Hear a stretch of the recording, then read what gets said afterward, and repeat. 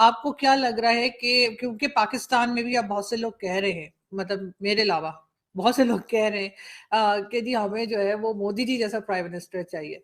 तो क्या चीज़ आप समझते हैं जिससे मोदी जी जो है वो यहाँ तक पहुँचे? क्योंकि एक काफ़ी मुश्किल किस्म का रास्ता उन्होंने तय किया है कि गुजरात के सीएम के ऊपर जो जिस तरह के एलिगेशंस लगे वहाँ से लेकर और यहाँ तक के का सफ़र कि पाकिस्तान से भी लोग कहें कि हमें जो है वो मोदी जैसे प्राइम मिनिस्टर की ज़रूरत है।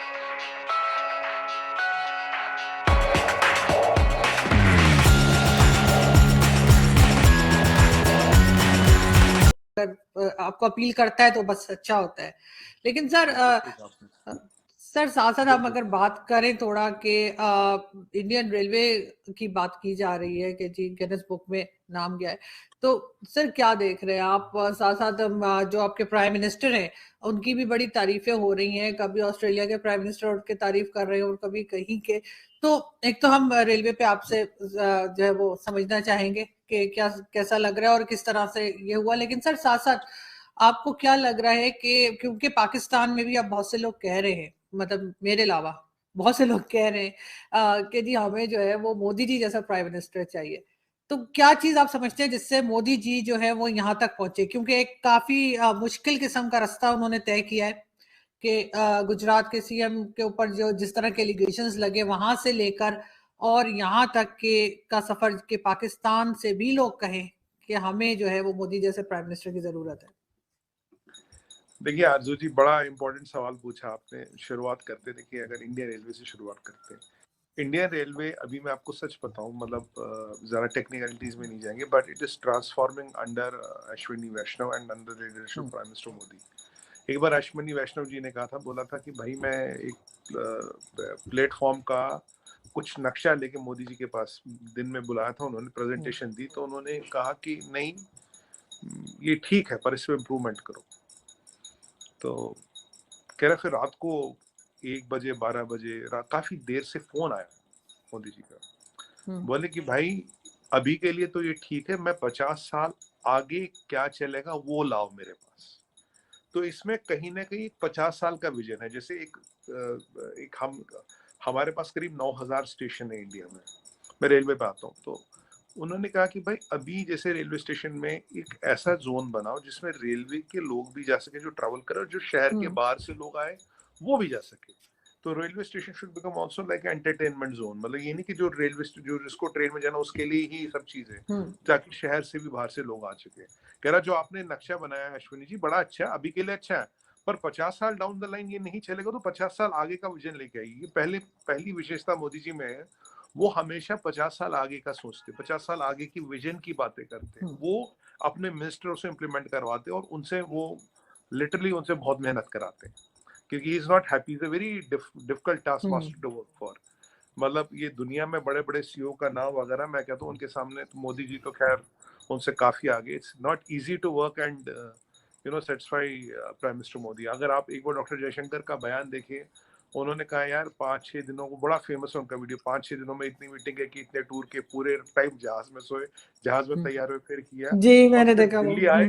आपने फिर दिल्ली आए और सीधा फिर कैबिनेट की मीटिंग थी, फिर सीधे आए और एक कैबिनेट की मीटिंग में गए। तो वो डॉक्टर जयशंकर के, मतलब आप वो तो खैर अपने उस अंदाज में तो मैं नहीं बोल पाऊंगा, बट मतलब उसको अगर आप देखें, आप ये अश्विनी वैष्णव जी का ये इंटरव्यू देखें, तो इससे पता लगता है he is a very difficult task master and he really gets work done. अब इंडिया का ट्रांसफॉर्मेशन देखिए, अब 7-8-9 सालों में ये दिखता है। अब थोड़ा रेलवे के बारे में हल्का सा आपको बताऊं। Indian railway is the biggest employer in the world. Indian Railway consumes 2% of the total power produced in India. Indian railway सबसे अमीर कंपनी है आजू जी, क्योंकि जितना लैंड बैंक इंडियन रेलवे के पास है उतनी जमीन किसी के पास नहीं है। करीब इंडिया में 9,000 प्लेटफॉर्म, और मोदी जी का विजन है इन सारे प्लेटफॉर्मों को अपग्रेड करना है। अभी रेलवेज की बात करें तो करीब $25 बिलियन का एफडीआई आया है, जिसमें करीब करीब $10 बिलियन तो एल्स्ट्रॉम कॉर्पोरेशन से ही आया है।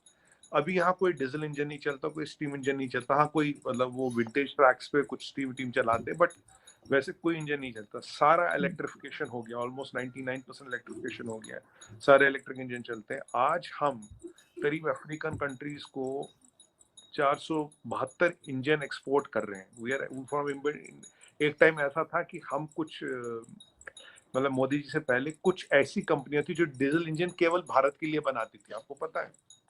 और एक डीजल इंजन को अगर आप ट्रैक से हटाओ तो करोड़ों रुपए बचाते हो, करोड़ों रुपए। तो हमने क्या आरजू जी किया था, कुछ हम ही बस उनकी प्रोडक्शन हम ही लेते थे। आप समझ गए होंगे मैं क्या कहना चाह रहा हूँ।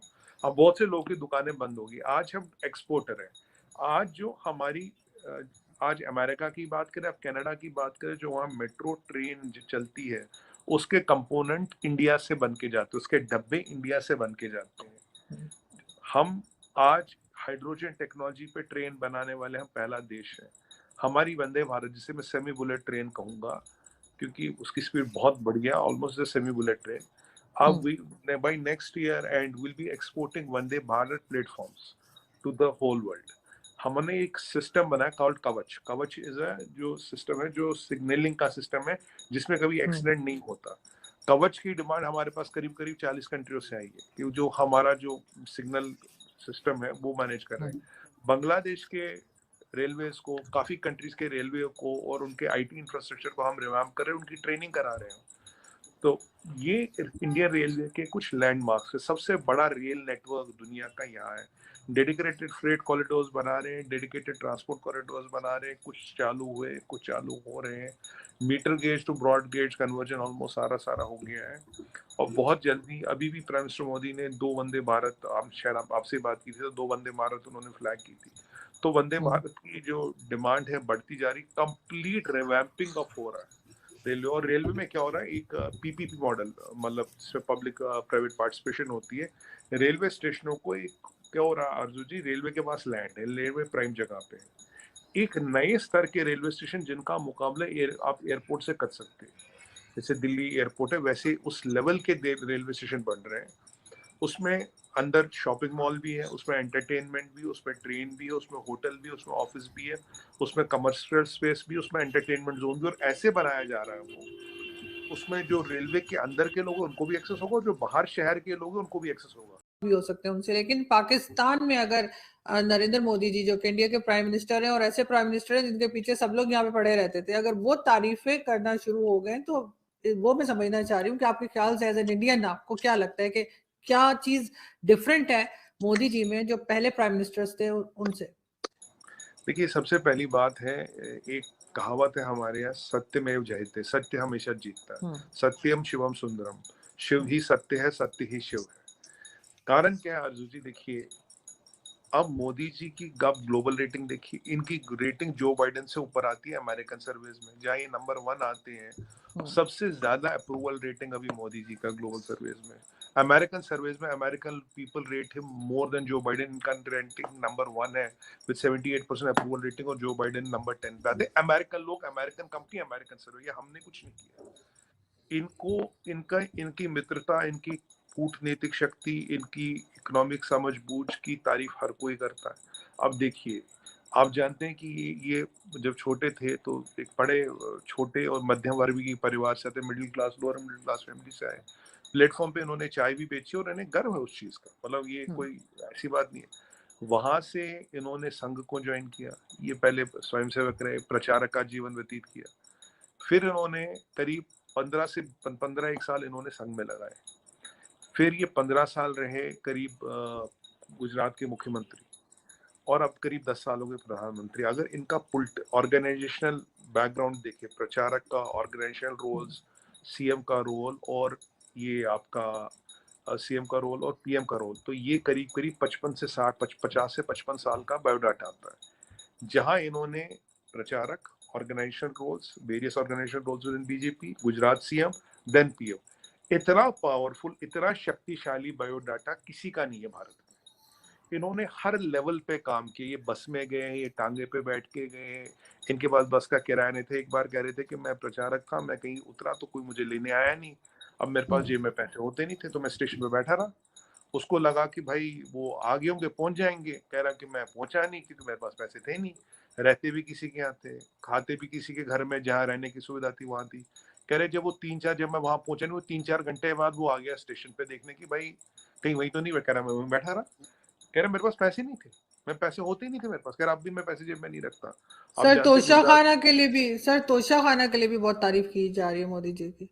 और ये ऐसे व्यक्ति हैं आरजू जी, 5-6 चीजें बताऊंगा इनके व्यक्तित्व में। गुजरात में जो पीएम थे, सीएम थे, जो पैसा मिला वो अपने जो एम्प्लॉय उनकी बेटियों की शादी में दे दिया, अपने भाइयों के लिए उन्होंने कुछ नहीं किया। आज भी आपको बताऊं, अपना खाना जो इनके घर में राशन आता खुद खरीदते, अपने कपड़े खुद खरीदते, अपना जूता खुद खरीदते, अपना एलपीजी का सिलेंडर खुद खरीदते, अपना चाय चीनी तेल मसाला खुद खरीदते हैं, अपना एक नौकर है उसकी तनख्वाह खुद देते हैं, एक कमरे में अब भी रहते हैं। जब ये गए थे तो वहां कुछ 10-15 ट्रक सामान तो पीएम रेजिडेंस से निकलवाया उन्होंने।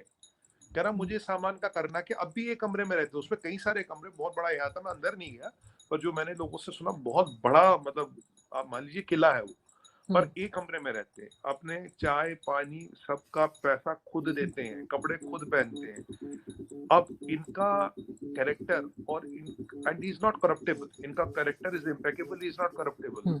अभी जो प्राइम मिनिस्टर मोदी है, रात को 3 घंटे सोना, योगा करना, एक नियमित जिंदगी जीना, और पिछले 20-21 सालों से इन्होंने छुट्टी नहीं ली है, पिछले 21 सालों से इन्होंने छुट्टी नहीं ली है। अब ऐसे व्यक्ति जो आपके बेंचमार्क है, हु इज नॉट करप्टेबल, उनके चाल चरित्र पे, उनके आचरण पे, विचार पे, व्यवहार पे कभी क्वेश्चन मार्क नहीं लगा, जो अपनी खिचड़ी का पैसा भी खुद भरता है जेब से। तो अब ऐसे लोग जब आते हैं तो उनके नीचे जो लोग आते हैं वो भी वैसे आते हैं। He can demand work because he is above all of them, वो वर्क को डिमांड कर सकते हैं क्योंकि वो खुद ऐसे हैं, और उनका जो विजन है वो फ्यूचरिस्टिक है कि आने वाले 50 सालों में क्या होगा।